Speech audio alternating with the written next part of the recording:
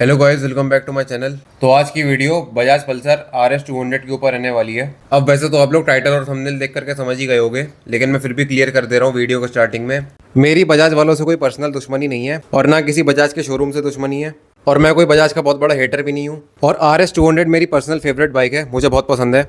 तो अभी रिसेंटली 2025 में बजाज ने अपनी पल्सर RS 200 को अपडेट किया है। अपडेट्स एंड फीचर्स की बात करें तो बजाज ने इस बाइक में कोई बहुत बड़ा मेजर अपडेट नहीं दिया है, बस थोड़े बहुत कॉस्मेटिक चेंजेस करे हैं। जैसे टेल लाइट का डिज़ाइन चेंज कर दिया, NS 400 वाला मीटर कंसोल दे दिया और LED लाइट्स दे दी, पहले हेलोजन लाइट्स आती थी। और कुछ नए बॉडी ग्राफिक्स दे दिए, साथ में इसमें कुछ नए कलर ऑप्शंस भी मिल जाते हैं, जैसे black colour with red graphics and white colour with red graphics. तो ये तो बात हो गई अब की बार जो बजाज ने इसमें नए अपडेट्स दिए हैं, जो थोड़े बहुत चेंजेस करे हैं। लेकिन अभी भी इसमें कुछ फीचर्स मिसिंग हैं, जैसे मेन चीज़ हो गई USD फोक सस्पेंशन और स्लिपर क्लच। मतलब यार आप लोग खुद सोचो, इतनी बड़ी 200 सीसी की बाइक में टेलीस्कोपिक सस्पेंशन आ रहे हैं। सेगमेंट में अगर बाकी बाइक से कंपेयर करें तो सब में USD फोक सस्पेंशन आ रहे हैं आज की डेट में, लेकिन खाली इस बाइक में टेलीस्कोपिक सस्पेंशन हैं। बात तो सही है। और बजाज वालों ने अपनी पल्सर N160 में, NS 200 में, NS 160 में, इन सब में USD फोक सस्पेंशन दे रखे हैं। फिर पता नहीं RS में क्यों नहीं दिए। बजाज वालों ने इस बाइक को हल्के में ले रखा है, बजाज वाले इस पर कुछ काम करना चाहते ही नहीं है। और आजकल देखा जाए बजाज वालों का मेन फोकस N सीरीज़ को लेकर के ज़्यादा है। ये N सीरीज़ में ही बस खाली लगे हुए हैं। जैसे कभी N160 में कोई अपडेट दे दिया, N160 को सिंगल सीट में लॉन्च कर दिया, उसका अलॉय का कलर चेंज कर दिया, ब्लैक से ग्रे पेंट कर दिया, यही सब आ रहा है बस खाली इन लोगों को करना। अरे बाप रे, ये तो धोती खोल रहा है। N सीरीज़ में एक से एक बाइक लॉन्च कर रहे हैं, N160, N150, N125, N250, लेकिन RS को लेकर के कुछ अता पता नहीं है। यहाँ तक कि अभी कुछ टाइम पहले तो ये भी न्यूज़ सुनने को मिली थी कि RS 400 भी लॉन्च होने वाली है। तो भाई देखो, RS 400 का तो पता नहीं, लेकिन बजाज वाले अपनी RS 200 में कोई ढंग का काम कर लें, कोई अच्छा सा अपडेट दे दें, ये बहुत बड़ी बात है। अच्छा, हमको सिखा रिया है। बजाज वालों से ज़्यादा उम्मीद रख भी नहीं सकते इन सब चीज़ों में, क्योंकि बजाज वाले फीचर्स, अपडेट्स और चेंजेस के मामले में बहुत पीछे हैं।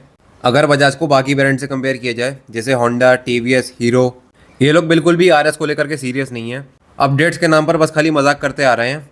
और यहाँ तक कि पिछले कई सालों से ये बाइक बहुत लोगों की फेवरेट है, क्योंकि इस बाइक में जो पावर मिलती है, जो इसकी परफॉर्मेंस है, जो इस बाइक की रोड प्रेजेंस है, इसकी राइड एंड हैंडलिंग है, इसका एक्सेलरेशन है। यहाँ तक कि बहुत लोगों ने तो ये भी सोच रखा था कि अगर इस बाइक को कोई बहुत बड़ा मेजर अपडेट मिलेगा तो वो इस बाइक को डेफिनेटली लेंगे।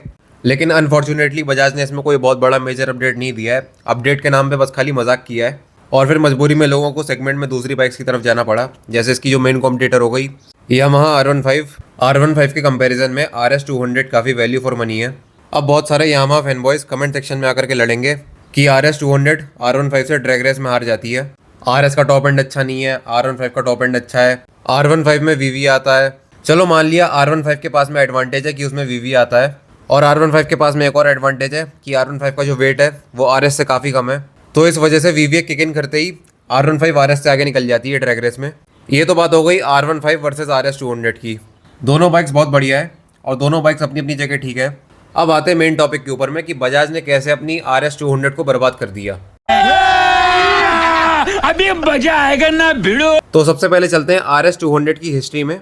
जब स्टार्टिंग में RS 200 इंडिया में लॉन्च हुई थी, तो ये बात है आज से 10 साल पहले की, 2015 की। 2015 में बजाज ने अपनी पल्सर RS 200 को लॉन्च किया था। तब इस बाइक में BS3 इंजन आता था, और तब जो इस बाइक में पावर मिलती थी, जो इसकी परफॉर्मेंस थी, वो अनबीटेबल थी सेगमेंट में किसी और बाइक में मिलना। क्योंकि जैसा कि इस बाइक में BS3 इंजन आता था, और जितने भी BS3 और BS4 इंजन थे, ये अपनी मैक्सिमम पावर डिलीवर करते थे कंपेयर टू BS6। BS3 और BS4 इंजन बंधे हुए नहीं थे BS6 की तरह, ये पूरी तरह से खुले हुए थे। और जिन लोगों के पास में BS3 वाली RS 200 है, या जिन लोगों ने चला रखी है, उन लोगों को अच्छे से पता होगा कि ये क्या बाइक हुआ करती थी। यहाँ तक कि बजाज वालों ने इस बाइक को खुद एक टैगलाइन दी थी, फास्टेस्ट पल्सर की। और उस टाइम BS3 में जो इस बाइक की टॉप स्पीड थी, वो टॉप स्पीड आज देखा जाए 250-300 सीसी की बाइक्स में देखने को मिलती है। तब ये बाइक 160-165 तक चली जाती थी, और आज BS6 में ये bike last to last maximum 145-146 तक जाती है। तो आप इससे खुद ही आइडिया लगा लो कि ये BS3 में क्या बाइक हुआ करती थी और आज BS6 में क्या बना दिया बजाज ने इसको। चलो ठीक है, मान लिया बजाज वालों ने इस बाइक में अपडेट दे दिया, लेकिन अगर अपडेट देना ही था तो कुछ ढंग का अपडेट देते, एटलीस्ट देखने में तो अच्छा लगे। अब की बार जो नई टेल लाइट दी है उसका इतना बेकार डिज़ाइन है। इससे बढ़िया जो पहले वाली टेल लाइट थी, जो पुराने मॉडल में आती थी, उसका डिज़ाइन ज़्यादा अच्छा था। जो नया डिज़ाइन है उसमें इंडिकेटर्स और टेल लाइट एक ही में मर्ज कर रखी है, और वो देखने में इतना बेकार लगता है, ऐसा लगता है पीछे से कोई खिलौना लटका हो। और सेम चीज़ आती है मीटर कंसोल के साथ में भी। जो पहले वाला मीटर कंसोल था सेमी डिजिटल एनालॉग टाइप, यही सेम मीटर कंसोल NS200 में और NS160 में भी आता था। पुराना वाला मीटर कंसोल देखने में फिर भी अच्छा लगता था, क्योंकि उसमें जो एनालॉग टाइप में टैकोमीटर मिलता था उसकी तो बात ही कुछ अलग थी। बाइक को रेफ करते टाइम जब आरपीएम की निडल उठती थी तो उसमें अलग ही फील आती थी। लेकिन अगर इसको सेगमेंट में बाकी बाइक से कंपेयर करें तो आजकल सब में कलर TFT डिस्प्ले मिल रही है, और बजाज वाले पता नहीं किस जमाने में जाकर के TFT डिस्प्ले देंगे। इनोवेशन वाइज बजाज बहुत पीछे है। चलो कम से कम बजाज ने NS400 वाला मीटर कंसोल दिया है, वरना कुछ भरोसा नहीं था। इसमें भी बजाज वाले N160 और NS वाला मीटर कंसोल दे देते।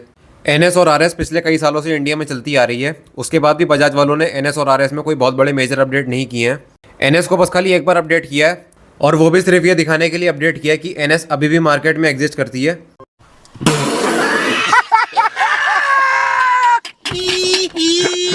NS और RS दोनों बजाज की लेजेंडरी बाइक्स हैं, क्योंकि दोनों बाइक्स अपने इंजन की वजह से फेमस है, और बजाज वाले NS और RS को ही सीरियस नहीं ले रहे। बजाज वालों का मेन फोकस बस खाली N सीरीज में ही है।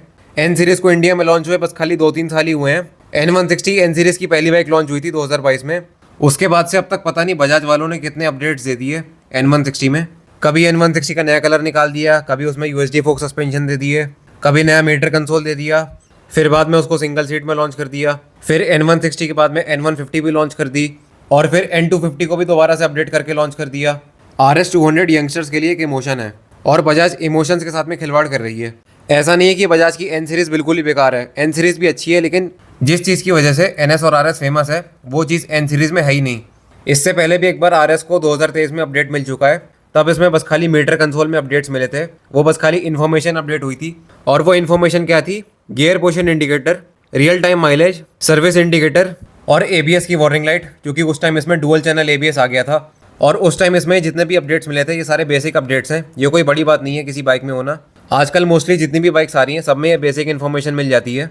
मतलब आप लोग खुद सोचो, बजाज अगर अपनी बाइक्स में कोई बेसिक इन्फॉर्मेशन अपडेट करता है तो बजाज बेसिक इन्फॉर्मेशन को भी बहुत बड़ा अपडेट बोलता है। वैसे RS200 बहुत बढ़िया बाइक है, फिर चाहे बात करें इंजन परफॉर्मेंस को लेकर के, लुक्स को लेकर के, ये फुली फियर्ड बाइक है। इस बाइक में हैवी बल्कि स्पोर्टी लुक्स मिलती है जो काफ़ी अट्रैक्टिव है, और इसी वजह से इस बाइक की रोड प्रेजेंस भी काफ़ी अच्छी निकल करके आती है। लेकिन बाइक चाहे कोई भी हो, उसमें टाइम के साथ अपडेट्स मिलना बहुत ज़रूरी है। थोड़े बहुत कॉस्मेटिक चेंजेस से काम नहीं चलता है, एक टाइम के बाद में जनरेशन भी चेंज होना बहुत ज़रूरी है, जो पता नहीं बजाज कब करेगा। 2025 में तो देख लिया बजाज ने बहुत बड़ा मजाक किया है, और इस बाइक का इतना तगड़ा फैन बेस है कि पहले भी इस बाइक की सेल्स अच्छी खासी होती थी जब इसमें अपडेट नहीं मिला था, क्योंकि लोगों ने ये सोच करके बाइक ली थी कि बाइक में कम से कम पावर बढ़िया मिल रही है, लुक्स बढ़िया मिल रही है, फीचर्स का करना ही क्या है, कुछ एक आध फीचर्स अगर कम होंगे तो एडजस्ट कर लेंगे। लोग अपना पूरा भरोसा दिखा रहे हैं इस बाइक के ऊपर में, लेकिन बजाज को लोगों के भरोसे की कोई कदर नहीं है। अगर कोई R15 की होते हुए भी RS200 ले रहा है तो कुछ सोच समझ के ले रहा है ना। भले ही उसको R15 में फीचर ज़्यादा मिल रहे हैं, फैंसी स्पोर्टी लुक्स मिल रही है, उसके बाद भी अगर आदमी RS ले रहा है तो कुछ सोच समझ के ही ले रहा है, क्योंकि उसको अच्छे से पता है कि जो चीज़ उसे RS200 में मिल रही है वो चीज़ उसे और किसी बाइक में नहीं मिलेगी। बाकी आप सबके क्या ओपिनियंस हैं 2025 मॉडल बजाज पल्सर RS200 को लेकर के? प्लीज़ कमेंट सेक्शन में ज़रूर बताना।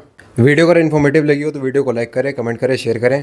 चैनल पर नए तो प्लीज़ चैनल को सब्सक्राइब करें। Thanks for watching.